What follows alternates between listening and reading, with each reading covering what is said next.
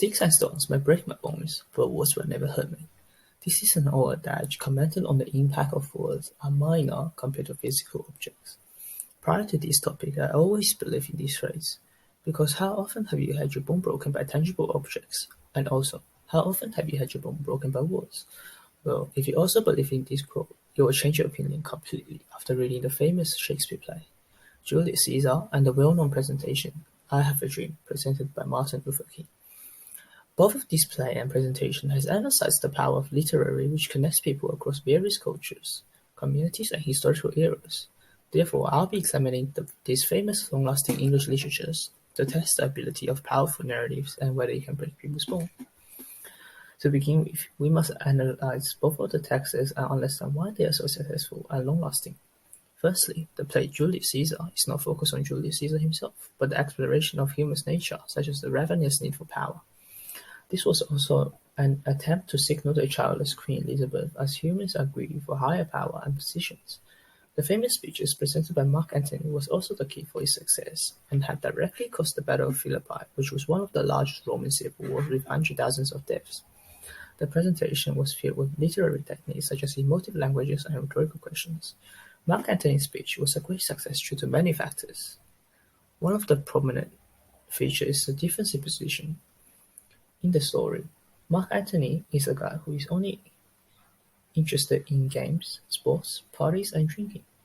Therefore, he held no physical power, especially when compared to Brutus, whose ancestors were known for their loyalty to Rome. But due to the difference in their presentation skill, Mark still gained more favor from the herd. Some of the significant literary techniques which he employed include repetition and sarcasm.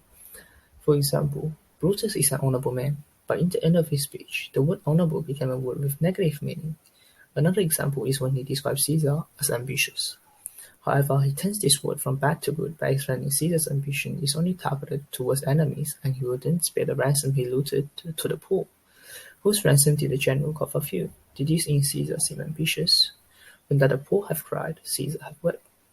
Another successful technique is the use of rhetorical question. After reading the final will of Caesar, he then asks again whether Caesar is ambitious, which make the plebs to think twice, and making it more emotional.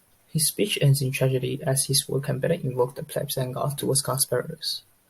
On the other hand, Martin Luther King's famous speech, I Have a Dream, is very similar with the presentation performed by Mark Antony. Different to Mark Antony, he was trying to persuade the herds in a good way as to eliminate the inequality towards Negroes in the United States and to unite the nation. But even though these two speeches had different initial goals, they had similar qualities. The connections between these two crucial English literatures can be seen throughout the play and presentation with the two most important themes: power of literary devices and manipulation of the herd. They both focus on provoking emotional activity through rhetorical questions, emotive languages, and repetitions. Martin Luther King started with an impactful juxtaposition and allusion as he declares that 5 score years ago, a great American, in whose symbolic shadow we stand today, signed the Emancipation Proclamation. This momentous decree came as a great beacon light of hope to millions of Negro slaves. She provoked emotion such as hope for the crowd, but shredded away to stamp the hope on the ground as he then declared. But 100 years later, the Negro still is not free. 100 years later, the life of a Negro is still sadly crippled by the manacle of segregation and the chain of discrimination. The use of this technique invoked the crowd's inside feeling and instantly raised the crowd. Another technique that he uses well is repetition and amplification to emphasize the essential idea.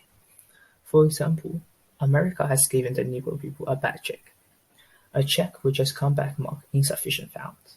This is clearly a contrast by using contrasting languages between the Negroes and the whites. Another example is, I have a dream that my 4 little children will one day live in a nation where they will not be judged by the color of their skin, but by the content of their character, which is again a repetition of the essential idea of his speech. By using these techniques, he made the theme of his speech more obvious and more memorable. After the speech, there was a huge nonviolent activism movement which led up to the pass of the 1964 Civil Rights Act. After these analyses, do you still believe that sticks and stones may break my bones, but words will never hurt me? Well, for me, I have definitely changed my opinion due to the impact of these speeches.